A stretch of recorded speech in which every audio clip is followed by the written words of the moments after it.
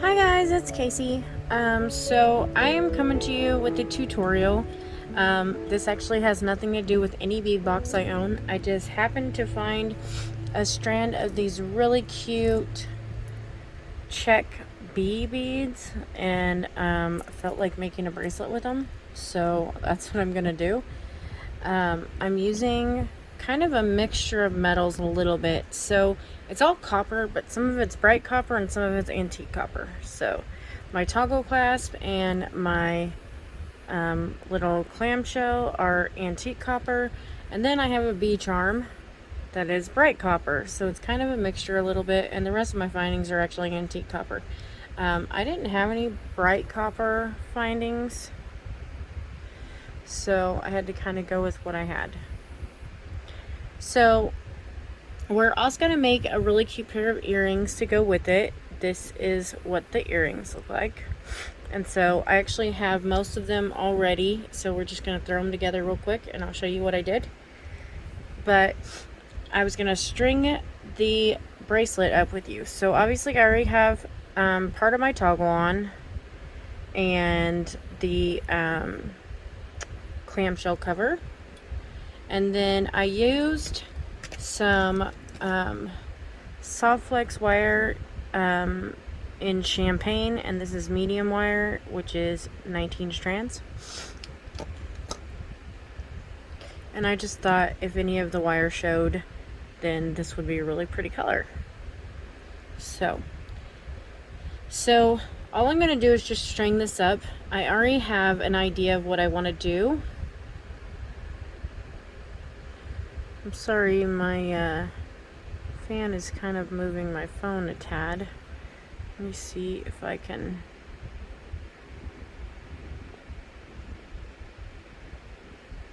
That should help. Okay. Kind of put my light under it a little bit so that it would hold it a bit. So I'm going to put on one of these spacers. Give me just a second, guys. Okay, I'm back. Hopefully that helped to kind of move my fan. So I put on one of these ball spacers just because I wanted a little bit of a bracket before that clamshell so my beads didn't rub their coating off. And then I'm just going to put on these bee beads and a spacer in between each one. So another bee bead after the spacer, and I'm making sure that they all point that way because that's just the look I wanted. And then we're gonna go with another spacer and another bee bead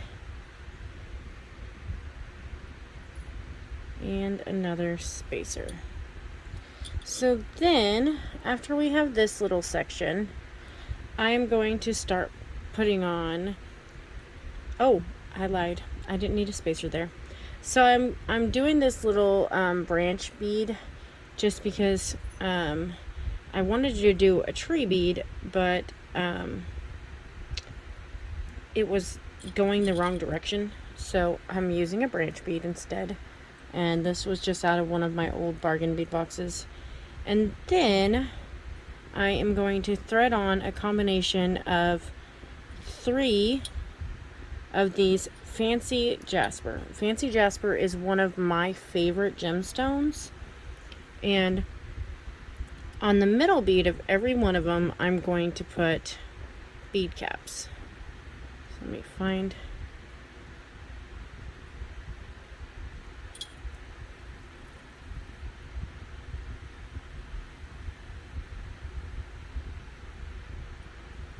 So here's my first little unit, and then in between each unit I'm going to put these little True 2 spacer beads. They're crystal lined copper, and I just think they're really cute. And so they give us, sorry guys, they give us a nice little contrast in between our units. So then we'll put on another of these Fancy Jaspers, a bead cap, a bead, and actually I want to exchange that because I don't like that one.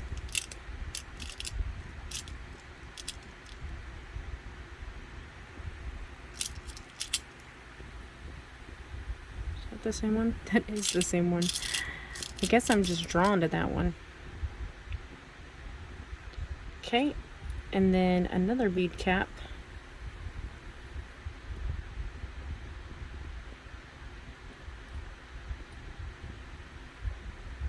And one of these. And then another true 2. So there is our second unit of 3s. I love 3s, so I do a lot of 3s. And this time I think I'm going to put that greenish one, which is mixed with purple, in the middle. And then thread this last one on here.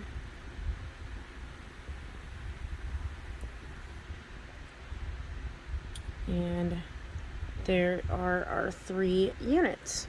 So I put 9 of those beads on. And then I'm going to put a set of 3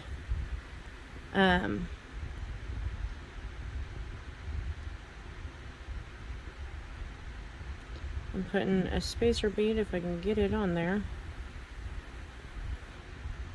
in between, and then I'm going to put a set of 3 of these beads that I got from nbeads.com. And I'm actually going to put 2 bead caps up against each other, so I'm going to put one going down, one going up, another bead, one going down, and then this is actually where I'm going to thread on my bee charm, right here. And he is double-sided, so this is Tiara cast charm, so there's his back, and then even if you look at it from the other side, you see his legs and his underbelly. So really cute. And then one more bead cap. I was just gonna kind of bracket that charm in there, and that is what we're looking at. So I really like that. Let me check length. So I wanted it to stay at about 7.5 inches with my toggle on, and I think we're gonna be just about right because I still have a 1/2 inch. So now I'm just gonna thread on, actually I want to put one more spacer bead just so that it doesn't rub coatings off, and then I'm gonna thread on our clamshell cover. Oops, or I'm gonna drop it. So thread on our clamshell cover and then drop my whole string. Yep, that's my goal. Not. And then thread on a little crimp bead, and I'm just going to crimp this right here. Just get a hold of it and give it a good squeeze, and I'm just flat crimping. Even though I have my crimping pliers out, I'm just flat crimping. And then I'm just going to cut my wire off and close up my clamshell.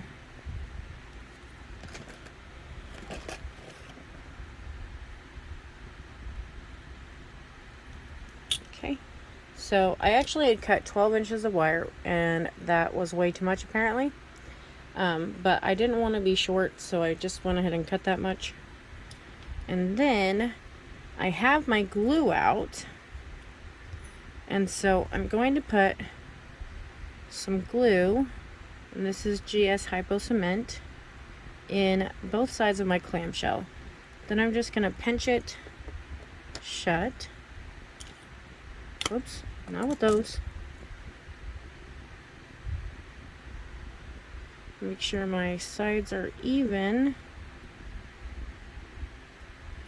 And then one little trick I learned, to keep this secured for a minute and let the glue kind of settle is to slip it into a... Okay, I'm back. Sorry, I got a phone call right as I was telling you guys. So what I was getting ready to say was I learned to slip these little clamshells into a bead bug. So these little bead stoppers that you have to put like at the end of a string if you don't want to go ahead and clasp it, put it on your clamshell and it will hold it together until your glue can dry. So I'm just going to kind of set this to the side for a minute, and then we will work on these fabulous little earrings to go with it. So I just made up a couple little dangles using some of the beads and used a little piece of chain, a jump ring, and an ear wire. So I already have my dangles made up, and you can make yours however you want. I just made mine with 2 beads and some bead caps, and then I put them on some chain and some chain and a jump ring on an ear wire. So one thing I want to make sure of real quick is that my ear wire is securely closed. Sorry guys, because I will not be opening this ear wire, so I just want to make sure it's good and closed. And okay, so there's that. Then how I did the how I put it on the chain was I just pulled this little link apart a little bit and slipped it onto my wrapped loop. And on this one I did the pink and purple, so that's what I'm going to do again. And then I just squeezed it closed.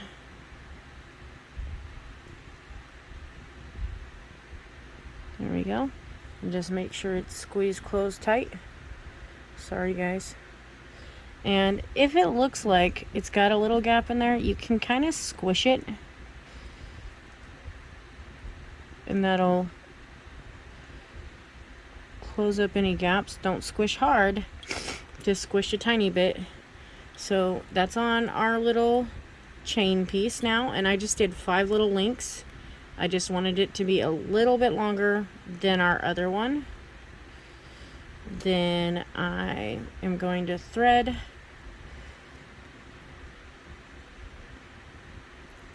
the other one on first. So this dangle, and then this dangle, and then our ear wire. So thread all that on, and then just close up your jump ring really well. And this is actually a oval jump ring, so you can squeeze it down a tiny bit. And there's our little pair of earrings.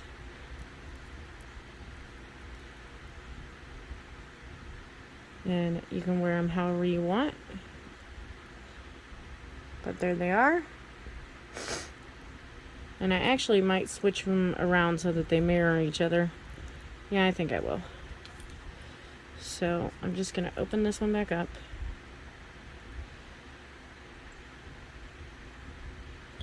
And slide off my ear wire real quick. And then slide this one onto the other side. Go away, fly. And then slide our ear wire back on. Okay. Ear wire. And then I'm going to go ahead and close my jump ring again.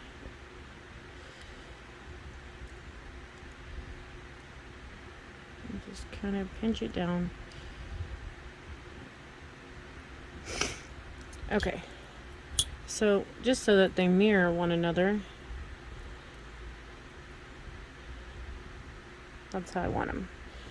So there's those finished, and then we're just going to go ahead and finish up our little clasp here. So if you pull this off, Your glue should be fairly dried by now. And then you're just going to grab a jump ring, which I already had mine ready, and thread it through these loops.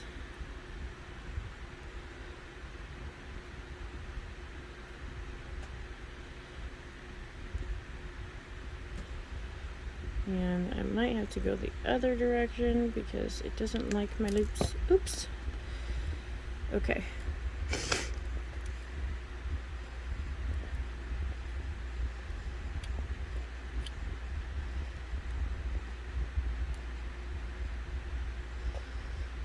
Sorry, guys.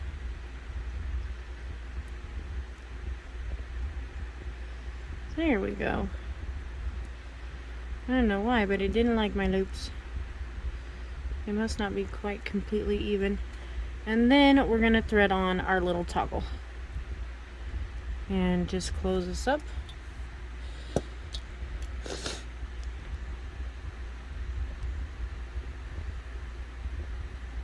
Pushing whilst turning. Just make sure that it's closed up really good, and you can squeeze it down if you want to a little bit. I like to, just so it gives me a little added security, but you definitely don't have to. And you have to kind of be careful with it anyways. You don't want to over squeeze. And I can't seem to get a hold of this one. It keeps just flopping on me.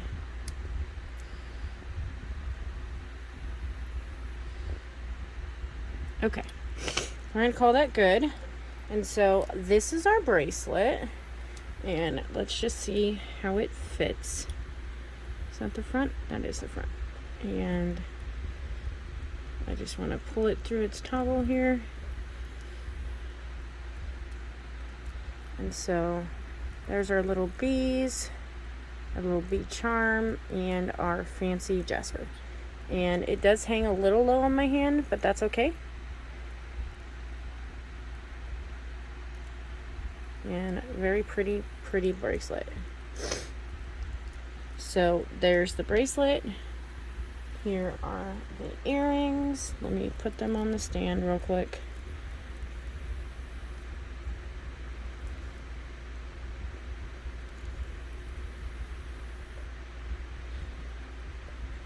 And actually, I had them in wrong. Give me just a second, guys. Okay, so there's our really pretty earrings and our really pretty bracelet. And you just want to make sure that when you do a bracelet like this, it still has a little bit of movement. It should bend around your wrist. So, bracelet with that cute little bee charm and earrings. So that's the set. Thank you guys for watching, and like I say, this had nothing to do with any bead box or anything. I just found these beads and felt like making a bracelet because I knew I had a bee charm, so I did. So that's all, and thanks for watching, guys. If you're not subscribed, please consider subscribing. If you are subscribed, thank you so much for being a part of my community, and we will see you on the next video. Bye, guys.